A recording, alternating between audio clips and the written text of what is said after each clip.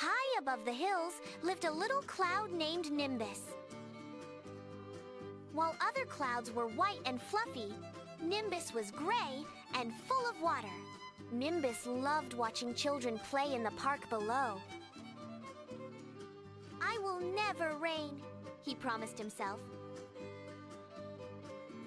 "If I rain, the children will have to go inside." So, Nimbus held his breath and squeezed his rain in tight. Days passed, and Nimbus grew heavy and dark purple. Because there was no rain, the grass turned yellow.